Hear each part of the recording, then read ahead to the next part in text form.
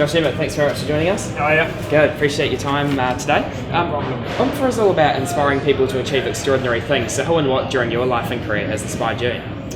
A lot of people actually. A lot of people I've worked for. A lot of people around me. I think inspiration and that sort of thing is coming from lots of different places. Gordon Ramsay, I spent almost 12 years, 11 years working for. A lot of good years there. My father was always a good inspiration for me and a great mentor of mine. Other people, I've met along the way who have been sort of key influences in my life, I think. Yeah, absolutely. And what about Gordon Ramsay inspired you? What about his style was it that you loved? His ambition and his drive and the fact that he went out there and did what he said he was going to do, and how much effort he put in. 100%. He's just at it. 100 miles an hour, which is good. I like that. If you're going to get something done, just get in there and do it. Yeah. And did his sort of passion for food and cooking rub off onto you? Do you think in some ways? Yeah, I think I already had a big passion for that sort of thing. I think most of the things from Gordon that rubbed off on me were the attention to detail and lots of little advice bits along the way that taught me to run restaurants better, more thoroughly, and be better at my job, really. Yeah, and he obviously had huge trust in your skill, having sent you to say New York and Melbourne to start up restaurants for him in those sort of cities. So, what about that? Did that make you? Do you think you learnt a lot from those experiences, having gone all over the world and set up different restaurants around the place? Yeah, definitely. It's an experience that money can't buy. I've done that multiple times, and Gordon really just gave me the platform to perform. He pretty much put the restaurant, here you go, it's in New York, away you go, do it, make it your own, run it your own. And one of the things that I've always done is, whether I'm working for myself or someone else, is you treat it like your own, treat your business like your own. Take complete ownership of it 100%. And that's what I expect from people, who work for me now. Whether it's my head chef at Rata or Madame Wu or other places, you want them to take ownership of it, and that's how it works. Yeah, and do you think enough chefs out there today are doing that? I think they do, to tell you the truth. But there's one thing taking ownership of the kitchen, there's another thing taking ownership of the whole restaurant as a chef, and it's quite a brave move to get out the front in the restaurant and start, controlling that sort of environment, or having your say, or being part of that team as well, rather than seeing it as more of an us or them sort of thing going on. Yeah, awesome. And you've told the story before about how in 1999 in Chelsea you went into restaurant Gordon Ramsay and said you're willing to work for whatever they can afford and you're willing to do whatever job they want. Did that teach you in food that it is about bloody hard work and actually getting down and doing the work? Yeah, knowledge is power, isn't it? And I wanted to learn as much as possible in as short a time as possible. When I walked into Gordon's restaurant in late '99, I think it was, I just asked for a job. I wasn't interested in money, wasn't interested in how many hours, wasn't interested in much apart from being in that kitchen and learning. And I think that was the right move, for me right then, because it paid off hugely. Yeah, and at that really, really high level of restaurant, what do you believe makes the difference between an exceptional restaurant versus a restaurant that's sort of Michelin star, like absolutely world class? What's the difference between what makes that restaurant have the extra tick? It's attention to detail. It's the people inside there and who they are and how they're trained, and the mentality and how they look after the business and develop the business. People are always going to be a huge part of a restaurant, so it's very important to employ good people. But it's about watching the small details. It's about understanding what you are as a restaurant, what the restaurant's about, and delivering that experience 100%. Whether that's very high end or very casual, it still has to fit the package. Yeah, and yourself having achieved 4 Michelin stars over your career in London, Melbourne, and New York, what do you believe or hear that people say makes you different as a chef to perhaps what's out there?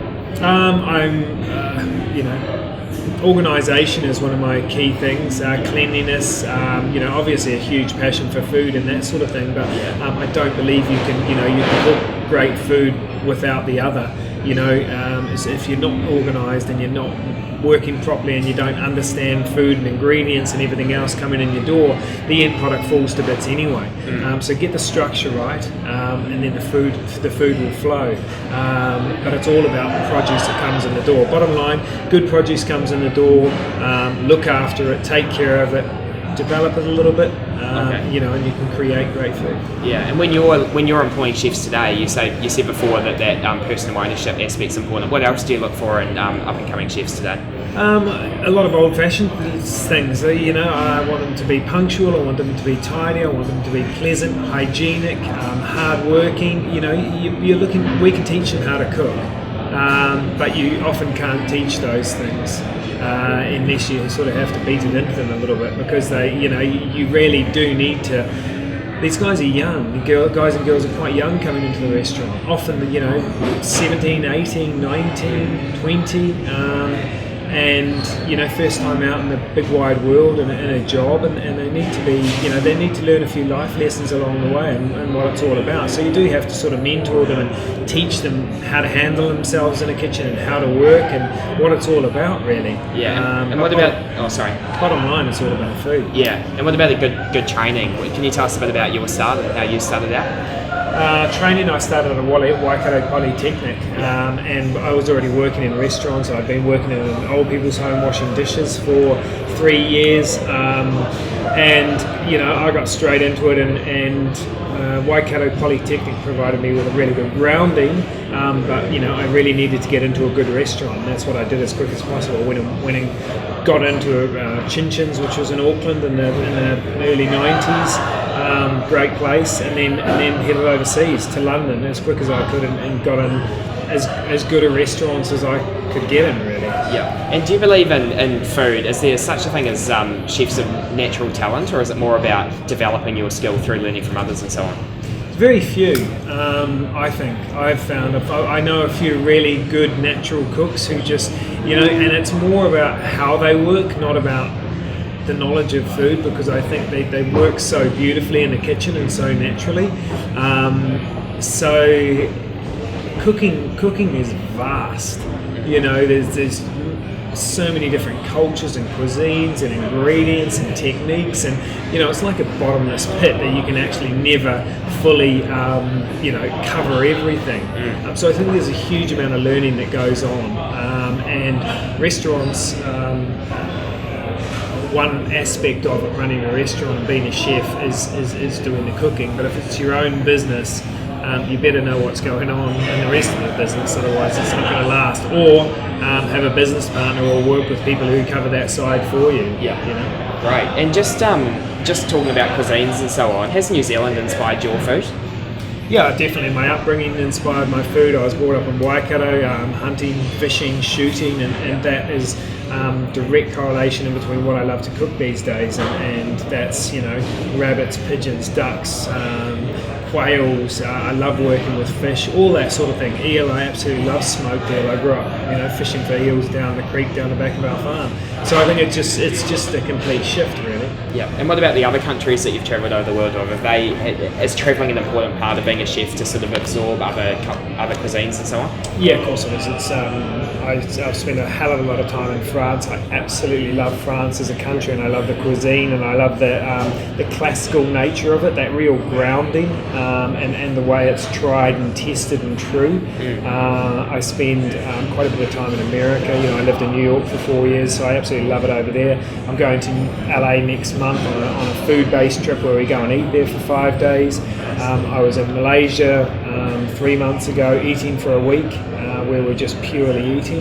So, and that's all just about teaching myself, different things, opening my eyes to different ways of cooking, to different cultures, why they cook like that, where it all comes from, and eating, always eating. So your restaurants today are they about sort of integrating your New Zealand roots with what you've learned from overseas and creating something quite unique? Yeah, definitely. I think Rata specifically is very much about New Zealand. I came home to create something that I felt was very New Zealand, and I think it's not only very New Zealand, it's very specific to Central Otago and Southland and that region, being in Queenstown. Very pure, very casual, quite relaxed. It's and very green inside. It feels like what you can see in the countryside around you. Yeah. And I really like that. Awesome. So, Josh, when you look over your whole career, from your time with Gordon to your Michelin stars, being named New York Rising Chef in 2008, and so on, what are you most proud of today? Most proud of probably getting through. From actually surviving the last surviving as a chef for the last 20 years, because there's been some massive highs, not too many lows, and actually coming out of it, I think a pretty well-rounded person. There's not too many things I'm bad at. I know where my weaknesses are. I think there's things that you always need to work on. But it's always about improving your strengths, and no matter how much hard work I've done and how many sacrifices I've had to make and how much it's beaten me up, but I still come up the other end, relaxed, calm, leave all the bad stuff, take all the good stuff, and come out with fresh ideas, and with a platform, build that platform that you can actually take what you've all the knowledge and what you've learned and actually do something with it. Yeah, brilliant. And what's next for you, Josh? Are you quite keen to continue opening restaurants all over the world, or? Yeah, I am actually. I'm keen to do more in New Zealand. I'm really happy here right now. I'm always looking offshore. I spent 20 years outside of New Zealand. It's sort of an even split right now. I was here till I was 20 and gone until I was 40, and I'm always looking offshore. I absolutely love America. I think it's an outstanding place. I've spent a lot of time there. England, I've spent a lot of time in the UK as well. So, no, look, the world's a small place, isn't it? These days it is. Yeah, definitely. So I've just got a few quick fire questions to finish. What does it take to be a world-class chef? You have a massive passion for food. You have to be driven. You have to be the ability to make sacrifices, and because it's not the easiest job hours-wise, it does take up a huge amount of your time. You need to understand food, and these days These days you really do need to be the complete package. You need to be as good out the front talking to your guests as you are in the kitchen. Because people want to see you. 20 years ago they didn't want to see a chef. Okay. These days they're unhappy if they don't. If the chef's not there, they're unhappy. Where's the chef? Why is he not there? Why is he not in his own restaurant? 20 years ago they couldn't care less. Okay. Well, it seemed that way. And so that chefs really are in the limelight. But with that, you also need to be able to really understand how to run a successful business. And that's about being the whole package. Deal with media, be able to get up and speak to people, be able to inspire the cooks that you have working for you, and sort of teach them and mentor them and all that sort of stuff. And none of this stuff chefs get trained.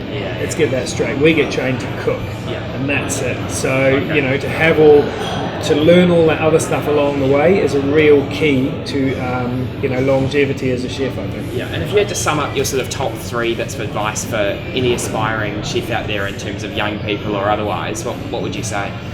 Be patient, be calm, work hard, and be in it for the long game. So if you could go back to the start of your career and give yourself a bit of advice today, is there anything you would pass on?